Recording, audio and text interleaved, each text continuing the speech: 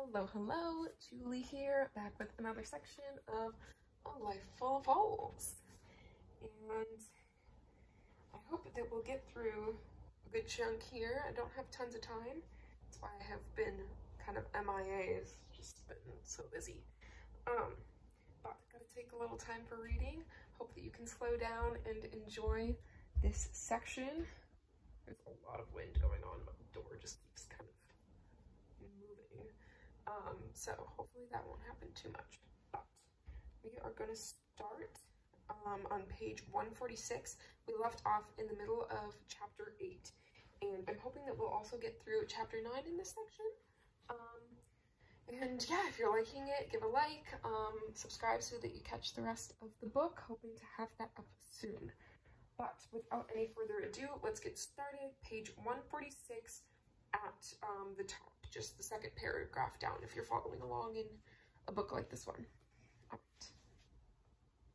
One day, a package came from my family. Tobacco, 10 packs, 3 pairs of pants and 2 shirts, and 2 tablios to wear on my head. There was sugar and coffee too. Each day I took a little of what I had and gave it to one of the cabrans. They had been there many years, and so they had command over us. I gave them my things. I thought that this way they would make less trouble for me. After that, it was better for a while, until the day we had to make haystacks. A man carried 2 sacks of straw, and he ran from one side of the field to the other. It was not heavy, but he had to keep running, 1 sack in front and 1 behind, and a guard on a horse shouting, "Run! You'll never get it done! You've got to run!" How can a prisoner run with 2 sacks, 1 in front, 1 in back, and a man on horseback beside him? How was he going to work? I had 2 sacks of straw, and I was carrying them. A guard was riding behind me on his horse. "Look out," I said. "I may fall down, you'll ride over me." He beat me with the belt and cried, "Run, run, work." "If your horse steps on me, how can I work?" I was running, and the horse was running behind me. I thought, it's better to fall down and finish with it. I fell down, and the horse stopped running. Abd el-Krim, the director, was there in the field watching the work. He saw me fall, and he called to the guard and told him to leave me there. I got up. "I swear by Allah," I said, "someday I'll tell them outside what it's like in here." I went on working without horses behind me. We ran until noon. Then I could hardly walk back to the jail. We went out in the afternoon and began to pick beans. The same cabran came by and took some beans out of my basket and threw them on the ground. Then he called a guard on a horse and showed him 5 beans there. "See what the Tanjori is doing with government property? Dogs, like you have no shame. You will leave beans behind." I said, "Look at my row. It's clean." The cabran began to hit me with a cane. The guard was on his horse watching. I called to him, "You see this? I haven't done anything. How can this be?" "Why are you talking to the cabran?" He shouted, "Don't talk. It's forbidden to talk." The cabran went on beating me. I was crying for a long time in the field while I worked. There was nothing to do but let him beat me. Today and tomorrow, until it was almost time for me to leave, perhaps 2 months more. My mother sent me a parcel with 20 packs of cigarettes and 2,000 francs inside. I took 2 packs and 1,000 francs and gave them to the guard, and I told him, "Now I'm almost finished, and I want to rest a little before I go home." He said, "All right, tomorrow you can stay inside and work here." Each day when the prisoners went out, I started to work. I took a broom and swept out the room where we slept, cell number 16. There were about 70 men in it. I scrubbed the floor and carried the dirty dishes to the kitchen and washed them. I took the bread from the kitchen to the room. In the morning, I brought the harira, and at noon, I brought the food, and again in the afternoon. That was my work. One day, I was sitting in the room. The prisoners were out in the field, and I was alone. A cabran came and called me. "You," he said, "come here." I went downstairs. Some Marashi prisoners had arrived at Ain Mohamed. The cabran gave me 3 of them. "Take these 3 to the room," he told me. They went with me and sat down. In the afternoon, when the cabran of number 16 came, he gave them their places. I served dinner, and we ate. After dinner, the men who had tea and sugar made tea, and their friends drank with them.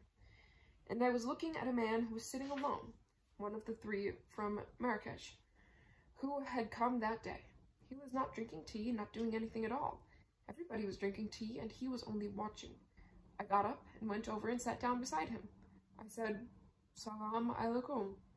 "Alaikum salam," he said. "Who are you?" "I'm a Jew," he said. "You're a Jew?" "Yes." "Do you drink tea?" "Yes, I drink it, but it's a long time since I've seen any." "Good," I said. "I'll bring you a glass and you can drink it." "Thank you." I went and made a fire in my mijma and brewed tea, and filled a glass and gave it to him. "Here," I said. "Here, Malam, drink it. When you finish, call me and I'll take the glass." And he drank the tea. When he had finished, he called me. "Here's your glass. Thank you." In the morning, after the prisoners had gone to work, the men from Marrakesh stayed behind because they had not been given work clothes. At breakfast, that Jew had no sugar or anything. I made him a glass of tea and gave it to him.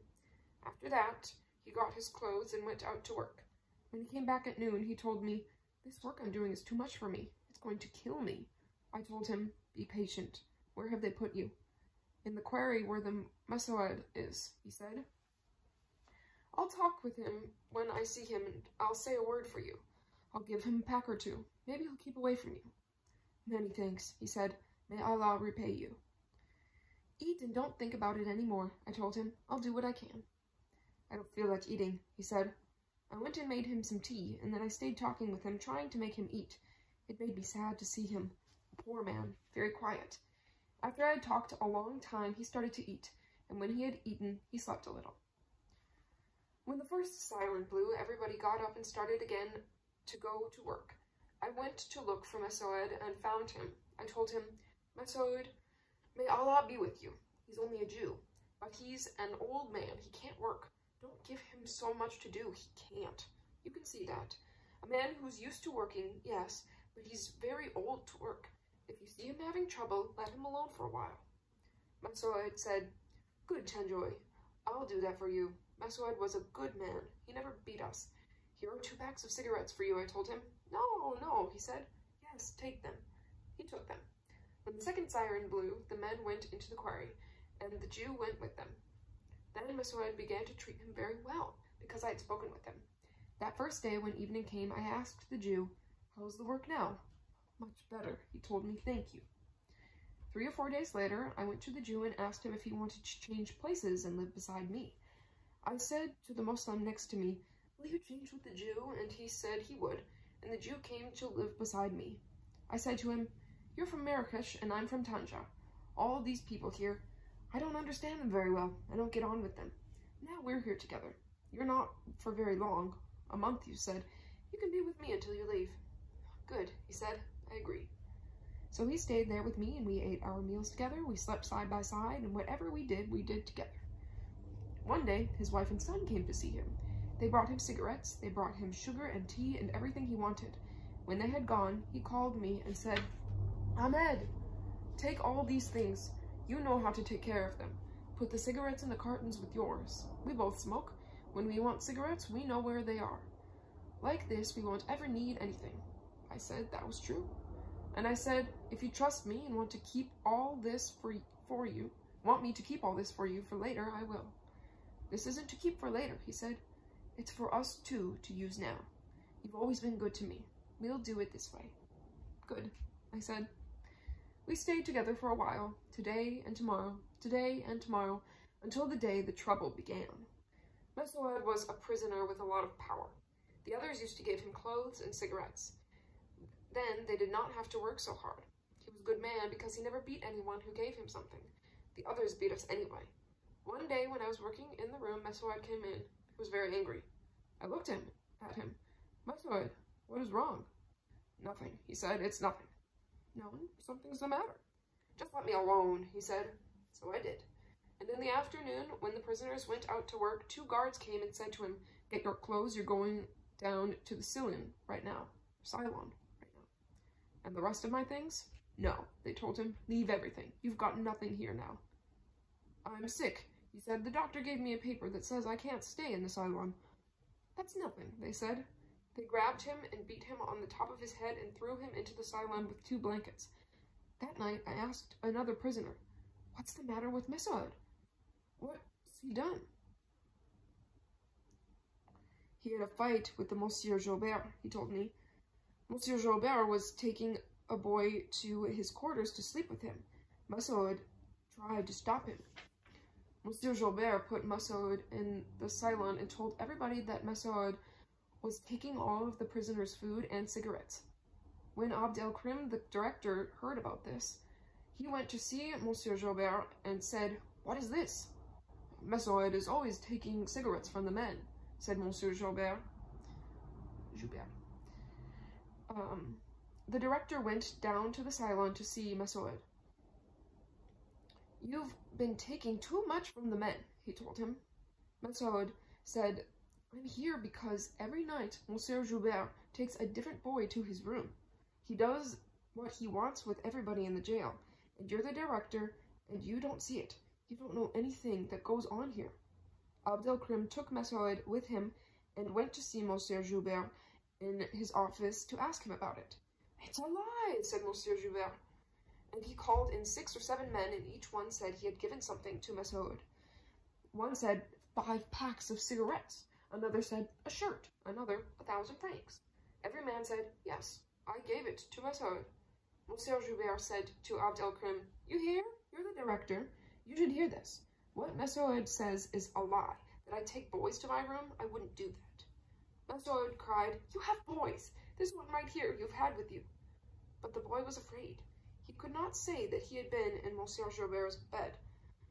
Massoud went back to the asylum. He stayed there 9 days, and he would not eat anything they gave him. But he ate what I took him, and when everyone was out at work, every day I filled a can with coffee and tied bread and butter on top of the can. When he had his walk outside in the court, I let the can down from the window on a rope. At the end of the 9 days, when I took him out, he was sick. They put him in the infirmary, and the Jew and I were living together. One day, a prisoner came to see me and told me he was going home, but he owed 4 packs of cigarettes to Massoud. He gave them to me. "Here they are," he said. "When you see him, give them to him." I put them in the carton with the other packs. Everybody knew the carton was full of cigarettes, Massoud's and mine and the Jew's. And so, one morning at 5 o'clock, I was in the kitchen getting the harira for them. They opened up the carton and took all the cigarettes except 3 packs. When I brought in the harira, the Jew asked me to get him out a pack. I opened the carton and saw it was almost empty. I said to the Jew, "Look, it's empty." And I went over to the cabran and said to him, "They've taken my cigarettes, and Massoud's, and the Jew's too." He said, "Shut the door. Nobody can go out until we see who has them." We looked everywhere. We found them in the urinal under a bag. "Ah, Yama Habiba," I said, "this is yucky." Massoud would have had nothing to smoke. A cabran was in the latrine, and he heard me. "Oh, you have cigarettes for Massoud? Massoud ben Hamou?" Monsieur Joubert takes his cigarettes away from him, and you hide them and give them to him behind his back? "I have cigarettes," I said. "I'm not hiding them." And I told him about it. "Good. Wait a while, you'll see." He went to Monsieur Joubert. He told him, "The Tanjoy gives Massoud cigarettes." Monsieur Joubert said, "Call him." When I stood in front of him, he made me get all the cigarettes I had. I carried the whole carton in and put it in front of him. There were 21 packs of cigarettes, 2 kilos of sugar, 4 cakes of soap, 3 undershirts, and 2 pairs of shorts. And he took everything out and divided it among the men there and told the guard to take me to the salon. I said to Monsieur Joubert, "You're sending me to the salon, and here's the man the cigarettes belong to. He's in jail, and he's not going to have anything to smoke. He's a Jew. No one's going to give him even 1 cigarette. This thing you're doing is not right. If you have to give cigarettes to the prisoners, give them mine. Give them Massoud's too. If you're against him, give them his. That's between you. Don't give them the Jews." He would not listen to me. I stayed 11 days inside the asylum. On Fridays, the Cadi came to pray with the prisoners, and the director of the jail came with him. They were outside in the courtyard. I climbed up and called through a hole above the door while they were praying. I said, "So this is justice you have here? You take my cigarettes and give them to others, and I'm in the salon, and you send them to beat me? I've been 11 days in the salon. This is the justice I mean." They said to each other, "Leave him in there, he's a dog. He can't talk like that." So they left me there. Every morning at 10 o'clock, they let me walk around the courtyard. One day I saw the Jew, and he told me he was going home. I said to him, "So goodbye, Ma'alem. You've seen everything that has happened in this place. Forgive whatever needs to be forgiven. You know it wasn't my fault. They have the power. They do what they want." "Look, my son," he said, "it's nothing. You were good to me long before my wife brought me cigarettes. It's not your fault. Goodbye. Go with Allah." He went away, and I had stayed there. I had a blanket. I tore it into strips and made it into a rope. I hung it above the door with a noose at the end. Someone looked from upstairs and began to yell, "Look, the Tanjiro is hanging himself." I put my head in. They came in and cut me down. Later, I woke up in the infirmary. They put something in my nose. When I was getting well, an old man said to me one day, "If you do things like this, you'll only lose your life. How many other men before you have done the same thing? And it did them no good. They only died. You think somebody's going to be sorry for you? No, you only die. That's all."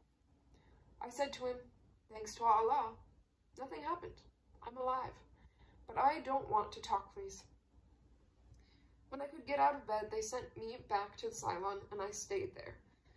And one day I was thinking, if I do not do something, I'll never get out of this place. So I decided not to eat any more until they took me out. In the Ceylon, they give you only bread. You can get water out of the latrine. That is all you have. That and kif. I always had kif. The first day, I left the bread they brought me. The second day, I left it. And the third, I ate nothing. When the guard came, he saw the 3 loaves of bread, and he said, "Why don't you eat, Tanjiro?" I don't see anything to eat," I told him. "Eat, you son of a whore." "I won't touch it. I'll stay here until I die, and I still won't eat it. I swear by Allah." He called the Cabrans. "This one doesn't want to eat." "He'll eat." He kicked me. "I'm already dead," I said. "It doesn't bother me anymore." Another 3 days went by, and I left the bread. Then the director made them take me to his office. I could not walk by myself. "You came in here a long time ago," he said. "All you've done is make trouble for us." "Trouble? They took my cigarettes and gave them away to everybody, and I said nothing. They sent me to the Ceylon for no reason, and now they say I'm making trouble." "How much more time have you got here?" he asked me. 18 days more. "I'll let you work." "Where do you want to work until you get out?" "Work for 18 days? I've had 2 years here, and it's been bad all the time. That's enough. I need these 18 days to get well. Be careful, or I'll be dead before I get out." "Good. Work in the garden until your time is finished," he told me. Thank you, Ya Sadat Mudir."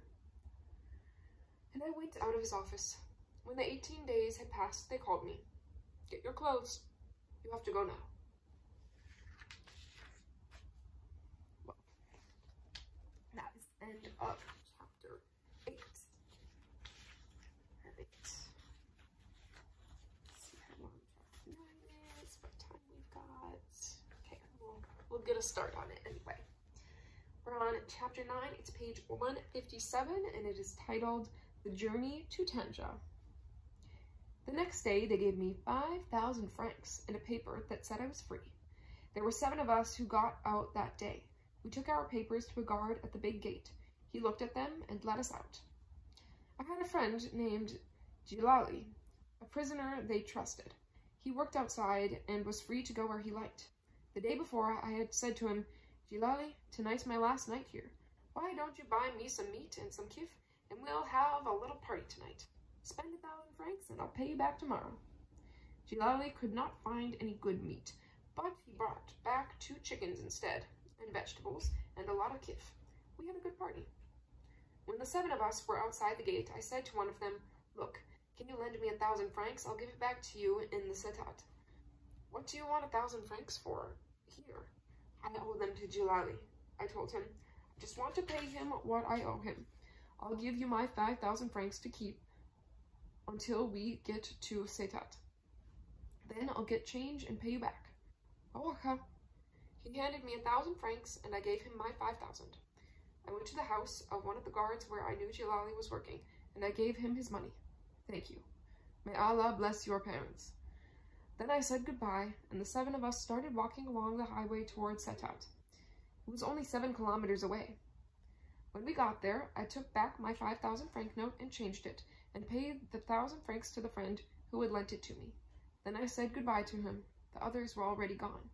I still had 4,000 francs in my pocket. On my feet, I had only a pair of broken sandals, and I went and bought a pair of shoes. I put them on and tossed the sandals into the street. A man walking by picked them up and put them on. His own sandals were even more broken than mine. Then he walked away, holding his sandals in his hand. I went on. I stopped a man. Where do the buses for Dar el-Baida leave from? You see where those buses are up the street? The one that's full of people is going to Dar el-Baida in a few minutes. If you want to go, hurry and catch it. I ran all the way to the bus. There was a man wearing a leather pouch hung around his neck. He was standing in front of the door. Brother, I said to him, is this the bus that goes to Dar el-Baida? Yes, he said. I got in and found an empty seat in the back. I sat down and looked at the people inside the bus. The man with the pouch came and asked me where I was going. Dar el-Baida. How much? 44 rials, he said. 220 francs. I paid him for my ticket. Some more people got on, and he went to the front of the bus and to sell them their tickets. I looked around the bus some more. In a little while, I heard talking in the front. There were 2 women there. One was about 18, and the other was 10 years older. The conductor was talking to them. They gave him their money. He was looking at it. Then he said, No, it's more than this if you want to sit in the front. This is first class here. What you've given me is only for second class. Now, will you please go into the back of the bus and sit down? No, they said. If we sit in the back, we get sick. We want to sit here. No, you can't stay here. I was listening. I got up and went toward the front of the bus. What's the matter? I asked him. What do they want? If they're going to sit here, they've got to pay 4 rials more each. Here, I told them, here are 8 rials. I'll pay for them. Let them stay there. Sit down, he said to them. You can stay. The boy back there has paid for you. He's given me the 8 rials. When the bus was ready to leave, the conductor came back to where I was. If you want to sit with them, there's an empty seat beside them, he told me. Is that right? Yes, go on. I got up and walked to the front of the bus. I sat down beside the older one. She started to talk to me. Where are you from, brother? I'm from Tanja. Where have you been? I'm just getting out of jail. I was in Ein Moemen. Poor man, she said to the younger one. I wasn't the only man there. There are a lot of them in there. Most of them belong there. I hope you never have to go back, she said. Thank you. Are you going all the way to Tanja today? Yes, if I can, I said. I don't know. We live in Dar el-Baida. If you want to have lunch there at our house today, why don't you? Yes, I said. Thank you, I'd like it very much. I was very happy. 2 years in prison, and the first day before I even get to my own town, here I am, invited by a woman. Because when a woman invites a man, it means something important. I was sure that I was going to have one of the two, either the young or the older one. The young one was just right for me, but I would have taken the other one and been happy. The bus drove into Dar el-Baida and stopped, and we got off. We started to walk, and I asked the older one, Where do you live? We live at Bab Merkech, she said. I did not know the quarters of the city or the streets or anything. Is it far to Bab Merkech? I said. A little. Let's take a taxi. A taxi came by, and I called to the driver. We got in and went to Bab Merkech. Along the street, there were many people sitting on the sidewalk, selling mint. I paid the taxi driver. We got out and bought a bunch of mint. Then we walked to their house. When they got the door open, we went in and took off our jalabas. The older woman went out into the street to buy kifta for lunch. When she was gone, the girl filled the mijma with charcoal and made a fire. The woman came back with eggs, bread, and kifta, and and the 2 of them began to cook the meal. Then we ate. When we had finished, they brought the tray with all the things on it, and we had tea. And we were talking about prison, and I was telling them what it was like inside, because neither of them had ever been. Now that we had eaten, I spoke only to the girl, unless the older one spoke to me. We kept talking, and we talked about Tanja. "What is Tanja like?" she asked me. "It is a good town," I said, "and the people who live there are the best people you'll find." "Ah, brother, I would like to go to Tanja. It's too bad I don't know anybody there." "If you want to come to Tanja, I'll give you my address, and when you come, I'll take you everywhere and show you everything." "Thank you, brother." "What time is it?" I asked her. "It's 3 o'clock. "I've got to go to the station now," I said. "We'll go with you." We went out and walked to the railway station together, the three of us. I went to the ticket window and tried to buy a ticket, but they would not sell it to me. "There's no train now," they said. "The 3 o'clock train is gone. There's not another until 10 tonight. "Awaka," I said. Then I told the two of them, "Look, I'm going to stay here in the station and take the 10 o'clock train." "It's still early," said the girl. "Why don't we take a walk and look around? You haven't seen the city." And we went out and walked through the streets. Soon a boy passed us, and I saw that he was looking at the girl. She saw him too, and began to laugh. "Ah," I said to myself, "these are whores of Dar al-Baida." That was when I knew they were whores. "Do you know that boy?" I asked the girl. "No, he's a neighbor of ours." Why didn't you speak to him? Look, he's still there. Go and say hello to him." She went over and talked with him a while. I don't know what they were saying together. When he said goodbye to her and walked on, when she came back to me, I said, "What was he saying to you?" "Nothing," she said. "He just wanted to know how I was." "Good. And tonight, won't I be seeing you?" "Oh," she said, "I don't know. If you're thinking about money, don't worry, I have money. I'll pay you the same as I'd pay anybody else." "We haven't gotten that far yet." "Class, don't try that with me," I told her. The two were laughing together. "The train isn't leaving until 10, said the girl. "There's plenty of time." "No, I'm not taking the train," I said. "I'm staying with you tonight." "As you like," she said. Good. I had more than 2,000 francs in my pocket, and I thought it was a lot of money. We went to the market to buy some meat. We took it back to their house before they cooked dinner. They made a pot of tea, and we sat drinking it. The older one had not smoked that morning, but now she did. She and I sat talking while the girl cooked the food. We were talking about the world and the people in Tanja and how they were better than the people in Dar al-Baida. "I hope someday to go there," she said. We ate our dinner. Then the older one said to me, "And now, are you going to stay here tonight or not?" "Yes, I'll sleep here until the morning, and then I'll go." She went into another room and made up the bed there. Then she came back and said, "Now I'm going to sleep in there, and you two can sleep here." The girl began to laugh and giggle. I took off my clothes and got into the bed. The woman turned off the light, and then the girl came in and got in with me. "You see," I said, "now you're lying beside me. Isn't it better than when you were sitting a long way from me on the cushions, and you were only laughing? Now we'll have fun, and afterward we'll be comfortable and happy." So we stayed there all night. In the morning, the other woman got up and made breakfast. When she came into our room to wake us, I was wishing it could still be night so I could stay longer in the bed with the girl. After so much time in prison, one night is not enough. All right, we're gonna do a little part two of this section. I've got Winston here with me. New filming location, obviously, so I hope that the camera angle isn't too funky, but it's all about the reading anyway. So let's see, we were on the top of page 163 in the middle of chapter 9. All right, so we'll just reread that first paragraph so that we're in the right place. So we stayed there all night. In the morning, the other woman got up and made breakfast. When she came into our room to wake us, I was wishing it could still be night, so I could stay longer in bed with the girl. After so much time in prison, one night is not enough. I got up and went and washed my face. When I came back, breakfast was ready. Then I asked the woman what time it was. 9 o'clock.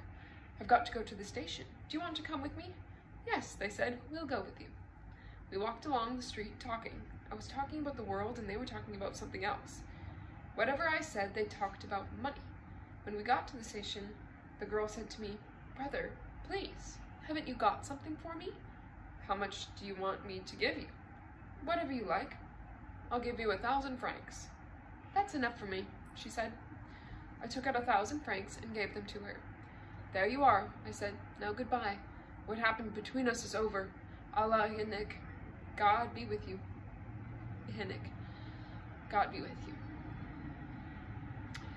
I went into the station. At the ticket window, I asked the man there, "Have you got a train leaving for Knetra?" "Yes," he said, "there's one at 11. "How much does it cost to go all the way to Tanja?" 1,700 francs. And I did not even have 1,000. I bought a ticket for Knetra. I was thinking, I'll go as far as there, and then I'll go to the Amalat there and show them the paper. They'll help me get home to Tanja. So I went to Knetra. It was night by the time I got out of the train. I began to walk around in the street. I thought, tonight I'll stay here in Knetra. I walked some more. Then I went to the cinema. When I came out, it was after midnight. I'd never been in Knetra before. I knew nothing. I kept walking around, up one street and down the other until 4 o'clock in the morning. Finally, I stopped a man and asked him how to get back to the railway station. "You follow this street down all the way to the end. On the corner, there's a policeman who will tell you how to go from there." I walked and walked. I found the policeman. "Salam alaikum." "Alaikum salam. Can you tell me where the station is?" "Go down that way and keep going, and you'll see it in front of you." I walked along. 4 cars came down the street, one after the other. When they got near, I saw that they were jeeps. They stopped in front of me. There were police in all of them, and they all jumped out and came toward me. They had steel helmets on their heads. They were coming from all sides, swinging their clubs. "Allah," I thought, "they're going to kill me here tonight." "Stop! Come here! What are you doing?" "Nothing. I'm on my way to the station." "The station? Ha! A few minutes ago you were with the others, and now you're on your way to the station?" "I got out of jail yesterday, and I'm on my way home, that's all." "Let me see your papers." I took out the paper they had given me at Ein Mormon, and let him look at it. "Go on to the station," he said. "Get out of here, and be careful we don't find you around here again." I kept walking until I got to the station. I went in. The ticket window was shut. There were a few people sleeping on the benches and on the floor. 3 or 4 were talking. A man was making coffee on a stove in the corner. I went over there. "Make me a cup of coffee, please," I said. I sat down and drank the coffee. It was getting light. The trees outside the window were beginning to show. Now it's day, I thought. I'm going back to town and find some breakfast. After that, I'll look for the Amalat. I walked all the way back to the town. The stores were opening when I got there. I bought some bread, a can of tuna fish, and 2 bananas, and then I began to look for a good place to have breakfast. There was a park with some palm trees in it not far away, and I went and sat there and ate. At the end of the park, I saw a long row of shacks. People were going in and out of them. I wonder what's down there, I kept thinking. I finished eating everything and lighted a cigarette. When I got up and walked toward the shacks and saw that it was a second-hand market, I shook off my shoes and carried them in my hand. I went up to a man who was sitting on the ground. "Do you want to buy these shoes?" I asked him, "and give me something to wear on my feet instead of them?" "Those shoes you have in your hand, where did you get them? You stole them, didn't you?" "No, I bought them day before yesterday in Satat. I just got out of prison and I have no money to get home with. That's why I've got to sell them." "I'll give you 100 rials and these old sandals." "What do you mean 100 rials?" I said. "I bought them for 300, and you're going to give me 100? "All right, I'll give you 200. He was looking at the shoes. "But if you want the sandals," he said, "you'll have to give me the socks you're wearing." "Good."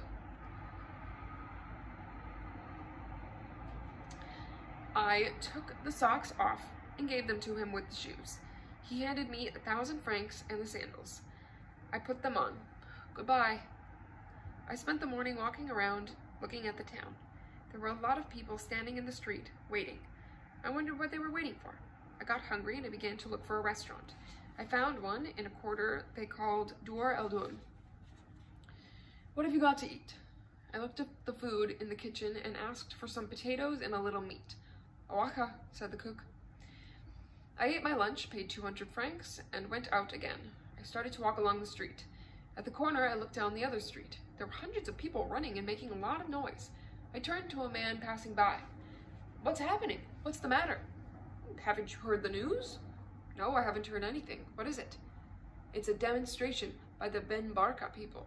They've been breaking the store windows. Don't you live in Kenitra?" "No, I live in Tanja." I thought, that's why the police stopped me last night. "Where will I find the Amalat?" I asked him. "Do you see that big building at the end of that street?" "That's it." I walked down to the end of the street and went into the building. Inside, I began to ask everyone, "Where is the Ukil Abdullah?"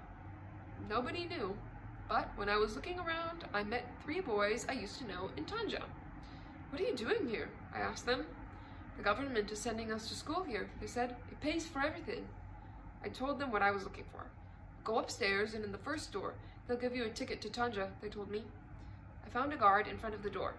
"Please, I want to speak to the Ukil Abdullah." "Why do you want to speak to him?" "Just let me go in and I'll explain it to him." "If you want to go in, you'll have to tell me what you're going to say to him." "I just got out of jail and I have no more money with me and I want to see if he'll give me a ticket to Tanja." "We don't give tickets here," he told me. "You'll have to go to the police station. Go there and see what they say." "All right." I went back into the street and began asking people where the police station was. Finally, I found it. I went in. "What do you want?" I told them. "Have you got your papers from the jail?" "Yes." "Let me see it." I handed it to him. "It says here they gave you 5,000 francs when you came out." "Yes, they gave me 5,000 francs, but it's 2 days and I've spent them." "Get out of here," they said. "Get there however you can. Go on, get out." I went out. What people, I thought. As if they were telling me to go out and steal again. "Get there however you can? I'll go to the station and buy a ticket for Sidi Kachem and see what happens there." I went back to the station and bought the ticket. I waited outside the platform and after a while the train came. I climbed on and rode to Sidi Kachem. When I got there, I said to myself, "It's still early. I'll have a look at the town." I walked along the road from the station into the town. There were a lot of cafes and a cinema, and there were several circles of people listening to stories and music. I went over to a shack behind the crowd. It was a barber shop. There was room for 1 chair inside. "Brother," I said to the barber, "can you give me a drink of water?" He picked up the barada and turned it upside down. "There's no water," he said. I walked on. Then I asked a woman in the street, "Isn't there any water around here?" "No, we have no water here," she said. "They bring it from somewhere. I don't know where it comes from, far away." I thought to myself, no water in the place. I never heard of that before. I'm going over where the cafes and cinemas are. There must be water there. I'll ask inside in one of the cafes. I walked over and looked around. Then I went into the biggest cafe and said, "May I have a drink of water?" They gave me a bottle of water, but I could hardly drink it. It was dirty and almost hot. The taste was worse. The worst water I had ever drunk. "Ya Latif," I thought, "what a town! It's called Sidi Kachem, and it has cafes and a cinema, and yet it has no water. How did the people live here?" I walked back to the station. I had 700 or 800 francs left. I was hungry. In the station, I bought some hard-boiled eggs and some bread. I walked back and forth inside the station while I was eating. Then I went and asked at the ticket window what time the train for Tanja left. "There's one leaving at 2:30 in the morning," he said. "It gets to Tanja before noon tomorrow." "How much is the ticket?" 1,100 francs.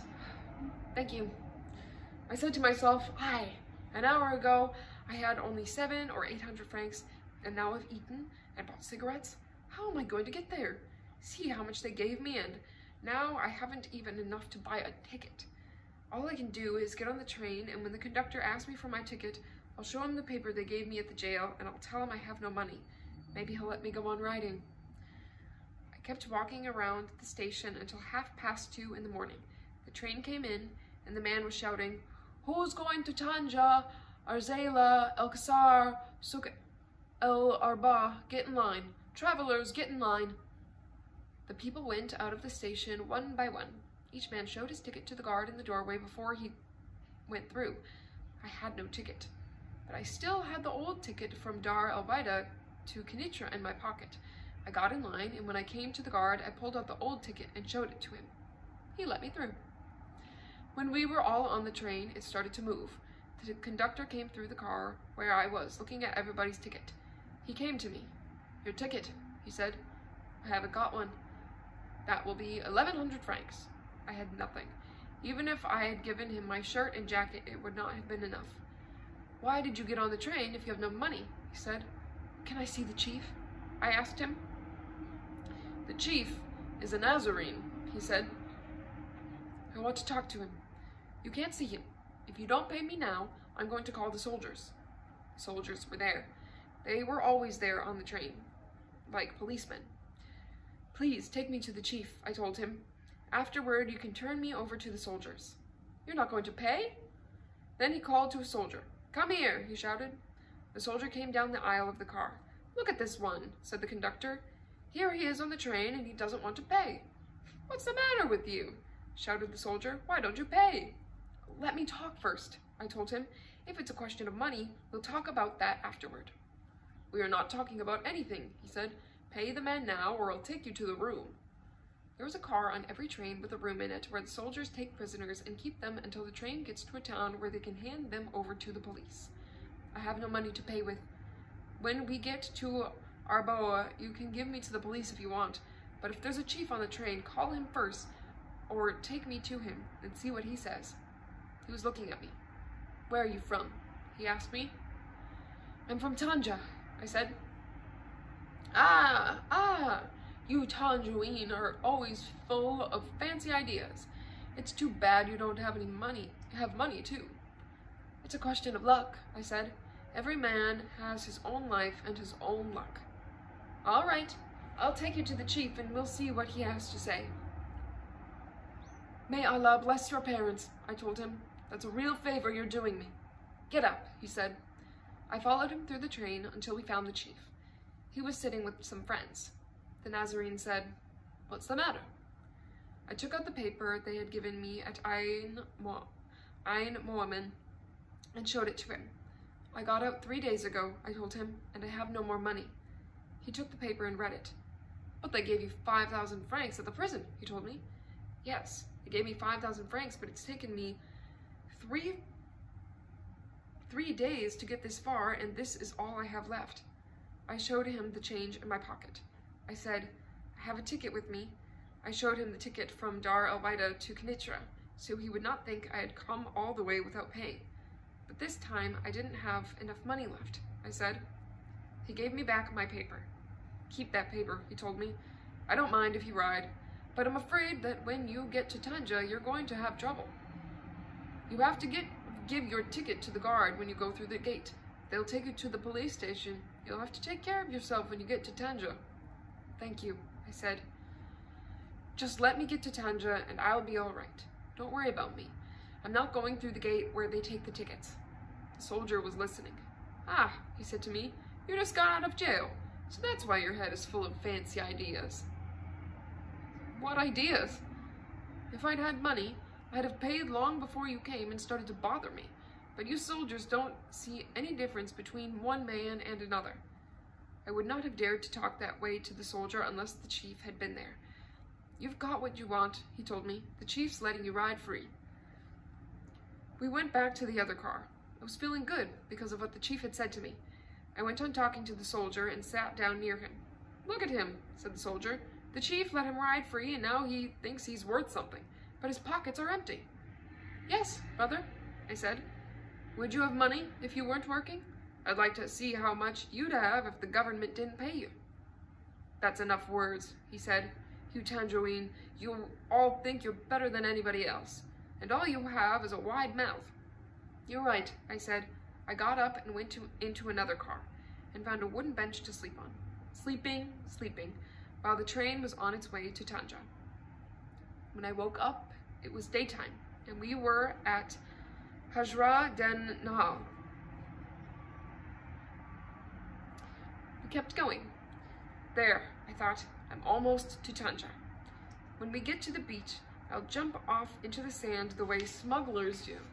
I can't stay here until we get into the station and have the police catch me. The train was going along, and we got to the edge of Tanja where the tracks go along the beach. I said to the man standing near me, Allah Ihinek, brother. Then I wrapped my jacket tight around my waist and jumped out. I landed on the sand. The train went by. At the back of the last car, the chief was standing. He was smiling, and he waved at me. I called to him, Gracias, senor. Then I walked from the beach to Bu Kashkash and started on my way to our quarter, walking, through Tanja, until I came to my mother's house. And that is the end of chapter 9. And we'll stop there. All right. See you next time.